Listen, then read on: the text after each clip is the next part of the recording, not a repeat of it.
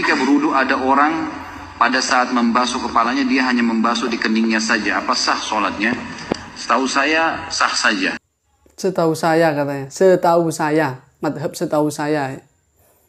Karena membasuh kepala bagian daripada sunnah, ya bagian daripada sunnah.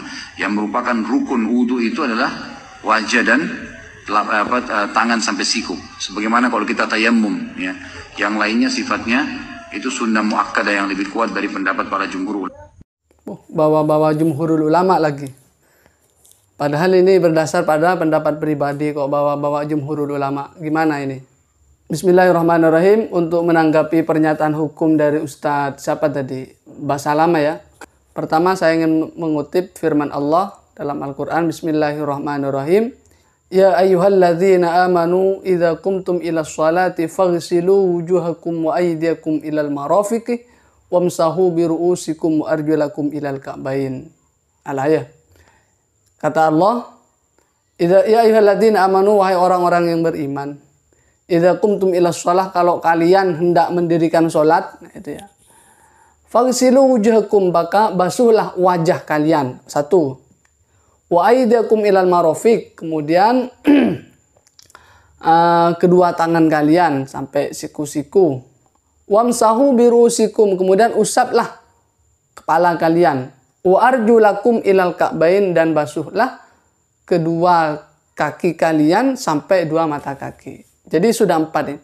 Di dalam Al-Quran saja ketika kita diperintah untuk wudu itu ada 4 yang harus dilakukan. Basuh muka, kemudian basuh tangan, mengusap sebagian dari kepala, dan membasuh kaki 4. Ini yang di dalam Al-Quran. Kemudian dari mana Salamah mengatakan ada 2, kan heran sekali. Nah, kemudian dalam Syafi'i kan ada 6. Dari mana yang 2? Nah, yang 2 yang tidak disebutkan adalah niat dan tertib. Pertama, Imam Syafi'i memasukkan niat sebagai rukun wudhu. Itu adalah berdasar kepada hadis yang diriwayatkan dari Sayyidina Umar. Rasulullah bersabda, innamal a'malu binniyati wa innamal likulli imri'in ma nawa. Innamal a'malu binniyati, sesungguhnya sahnya sebuah perbuatan ibadah tergantung kepada niat.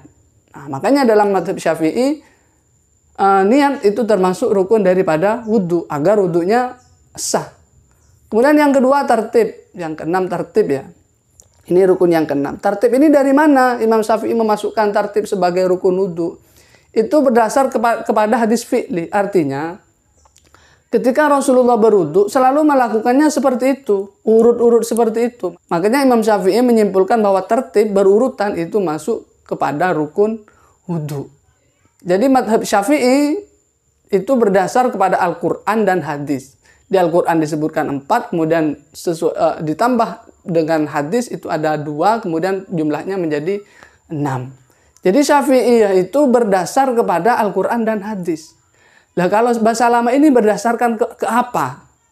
Ini kita kan kadang kita bingung juga. Orang-orang Salafi Wahabi mengaku sebagai orang yang paling kembali kepada Al-Quran hadis. Paling berpijak kepada Al-Quran hadis. Nyatanya mereka kadang juga mengeluarkan statement-statement hukum yang tidak sesuai dengan Al-Quran dan hadis. Dan saya cek di YouTube belum ada.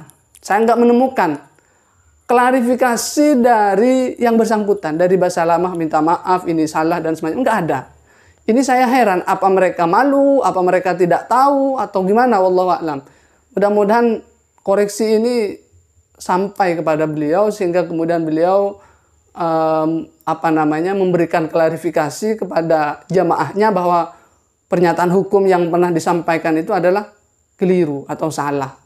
Saya khawatir sekali nanti pengikutnya berwudhu pakai madhabnya Basalamah ini kan kacau nanti. Wudhunya tidak sah, sholatnya juga tidak sah.